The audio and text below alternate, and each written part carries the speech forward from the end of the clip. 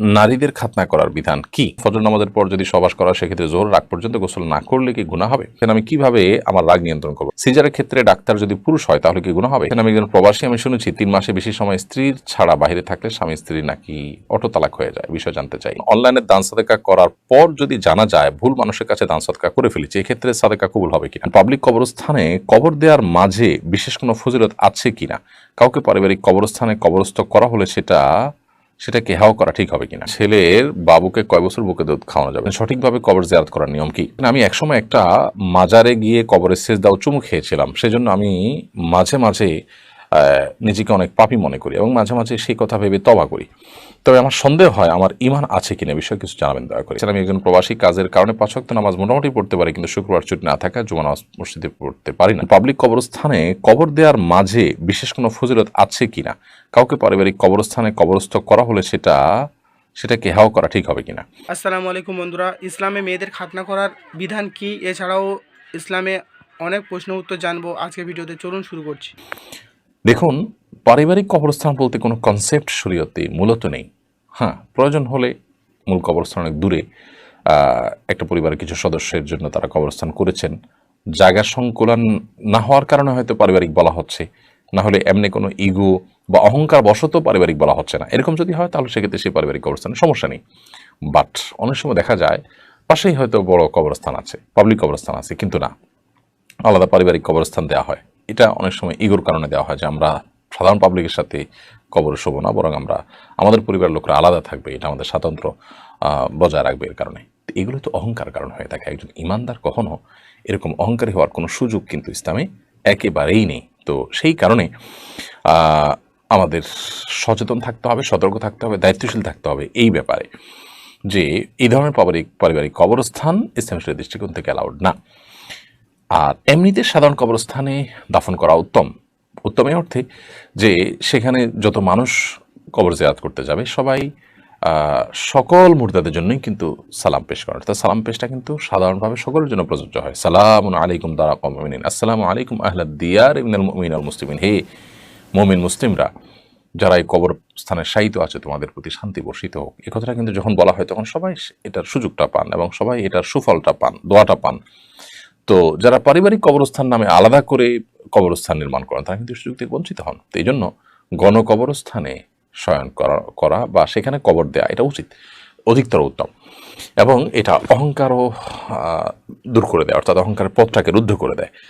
অহংকারের ফলে যে আলাদা পারিবারিক কবরস্থানে আমরা থাকলাম, আমরা যে সেই কবরস্থানে থাকলাম না, এরকম একটা যে ব্যাপার থাকে সেখান থেকে আমাদেরকে রক্ষা করে। এই জন্য সেই বিষয়ে আমাদের সচেষ্ট থাকা উচিত। বাট যেটা বললাম যে পারিবারিক কবরস্থান শর্ত সাপেক্ষে এবং বিশেষ প্রক্রিয়ায় আপনি যদি করেন যে বড় কবরস্থান অনেক দূরে, এই জন্য আমাদের এখানে জায়গা সংকলন হচ্ছে না, বিধা অন্যদেরকে আমরা সুযোগ দিতে পারছি না, সেজন্য এটা পারিবারিক হয়ে গেছে, এখানে আমরা কবরস্থান করলাম, সেটা হতে পারে, সেটা জায়েজ হতে পারে, কিন্তু উত্তম না অবশ্যই। শেখ সবুজ লিখেছেন, আমি একজন প্রবাসী, আমি শুনেছি 3 মাসে বেশি সময় স্ত্রীর ছাড়া বাইরে থাকলে স্বামী স্ত্রী নাকি অটো তালাক হয়ে যায়। বিষয় জানতে চাই। না, অটো তালাকের কোনো সিস্টেম ইসলামে নেই। স্বামী স্ত্রী দুজন থেকে একজন অপরজন থেকে যদি দীর্ঘকালও দূরত্বে থাকেন এবং তারা এর মাধ্যমে গুনাহে লিপ্ত না হন, ইনশাআল্লাহ এটার কারণে তাদের গুনাহ হবে না এবং বৈবাহিক সম্পর্ক নষ্ট হবে না।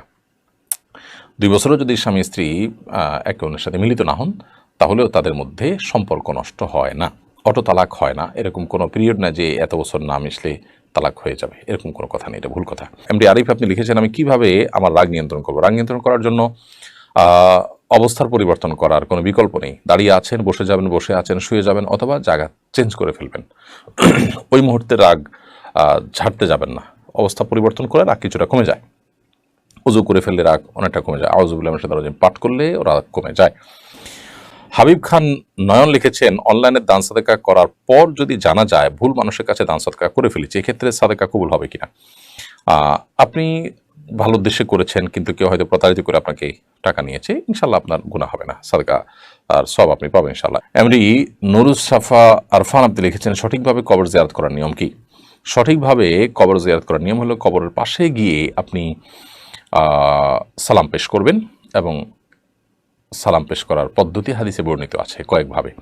আসসালামু আলাইকুম আহলাদ দিয়ার মিনাল মুমিনিন ওয়াল মুসলিমিন ওয়া ইন্না ইনশাআল্লাহু বিকুম লাহিকুন আসসালাল্লাহু আলানা ওয়া লাকুমুল আফিয়া। আবার বলছি, আসসালামু আলাইকুম আহলাদ দিয়ারি মিনাল মুমিনিনা ওয়াল মুসলিমিন ওয়া ইন্না ইনশাআল্লাহু বিকুম লাহিকুন আসআলুল্লাহ লানা ওয়া লাকুমুল আফিয়া বা নাসআলুল্লাহ লানা ওয়া লাকুমুল আফিয়া, একই অর্থ দাঁড়াবে।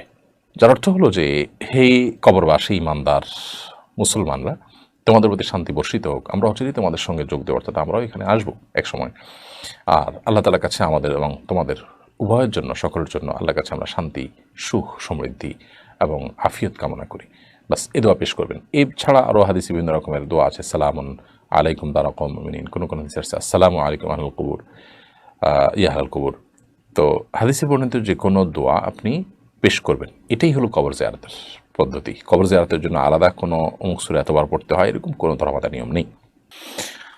এবি হামেদ লাবিব আপনি লিখেছেন, নারীদের খাতনা করার বিধান কি? দেখুন, নারীদেরও প্রয়োজন হলে খাতনার বিধান রয়েছে ইসলামে।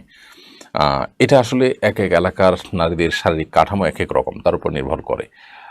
মিডল ইস্টের কোনো কোনো অঞ্চলের মেয়েদের খাতনা করা ছাড়া কোনো বিকল্প পথ খোলা নেই, যার কারণে তারা খাতনা করে এবং চর্বি জমে যায়, নানান রকমের অসুবিধা থাকে, যেগুলো থেকে খাতনা করার প্রয়োজন হয়। কিন্তু অনেক অঞ্চলে, আমাদের সহ পৃথিবীর অনেক অঞ্চলে এটার প্রয়োজন হয় না, বিধায় এটি তাদের জন্য প্রযোজ্য নয়।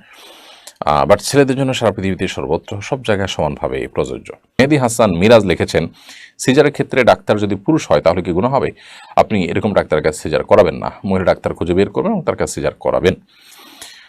এমজে মাহমুদ লিখেছেন, আমি একসময় একটা মাজারে গিয়ে কবরের সেজদাও চুমু খেয়েছিলাম, সেজন্য আমি মাঝে মাঝে নিজেকে অনেক পাপী মনে করি এবং মাঝে মাঝে সেই কথা ভেবে তওবা করি।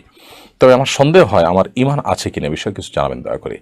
এ ধরনের কর্মকাণ্ড মানুষকে ঈমানহীন করে দেয়। এজন্য আপনি অনুতপ্ত হয়ে সেখান থেকে ফিরে এসেছেন এবং নিজেকে ভৎসনা করবেন, সেই সাথে আল্লাহ তাআলার কাছে ক্ষমা প্রার্থনা করবেন, ভবিষ্যতে আর না করার সংকল্প করবেন, পাশাপাশি ঈমানকে নবায়ন করবেন। আশহাদু আল্লা ইলাহা ইল্লাল্লাহ ওয়া আশহাদু আন্না মুহাম্মাদান আবদুহু ওয়া রাসূলুহু। সিজদার উপযুক্ত একমাত্র আল্লাহ, উপাস্য একমাত্র তিনি, এটা আমি সাক্ষ্য দিচ্ছি। বাস ইনশাআল্লাহ আপনি আপনার ঈমানকে নবায়ন করে নিলেন। এরপর আপনার আর ঈমান আছে কিনা সে নিয়ে আপনার দুশ্চিন্তা করার কোনো প্রয়োজন নেই।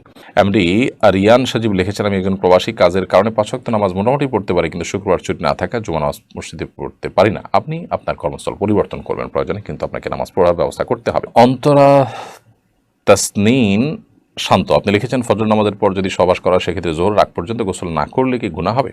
গুনাহ হবে না, তবে এটা অনুচিত। যথাসময় গোসল করে ফেলা উচিত। যদি অন্যান্য কাজ করতে চান, উজু করে তারপর অন্যান্য কাজ করবেন, এটা হলো সুন্নাহ। রোমানা আক্তার রুমা লিখেছেন, ছেলের বাবুকে কয় বছর বুকের দুধ খাওয়ানো যাবে? 2 বছর বুকের দুধ খাওয়াবেন।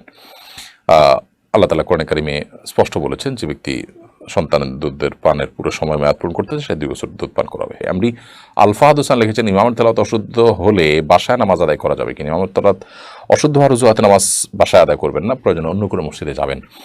যদি একেবারে এত অশুদ্ধ হয় যে তার পিছনে নামাজ নষ্ট হয়ে যাবে, তাহলে কর্তৃপক্ষের মাধ্যমে ইমাম পরিবর্তন করার চেষ্টা করবেন। সেটা হওয়ার আগ পর্যন্ত নিজেরা জামাত করার চেষ্টা করবেন, যদি অন্য কোথাও তার কাছে মসজিদ না থাকে। মোহাম্মদ রুবেল আহমেদ লিখেছেন, বর্তমানে অনেক ছেলে মেয়ে ফ্রেন্ডশিপ করে। ছেলে মেয়েকে বলে তুমি আমার বেস্ট ফ্রেন্ড, আর বলা হয় বেস্ট ফ্রেন্ড নাকি অর্ধেক বউ। এই কথাটা কতটুকু গ্রহণযোগ্য? সম্পূর্ণ শয়তানি কথা এবং এটা জেনার পথকে উন্মোচন করে হারামুক্তি। মুসলমানের সন্তান কখনো এই ধরনের মানে ভুল এবং ভ্রান্ত জিনিস বিশ্বাস করতে পারে না। ভিডিওটি ভালো লাগলে একটি লাইক করে চ্যানেলটি সাবস্ক্রাইব করে দিন। ধন্যবাদ।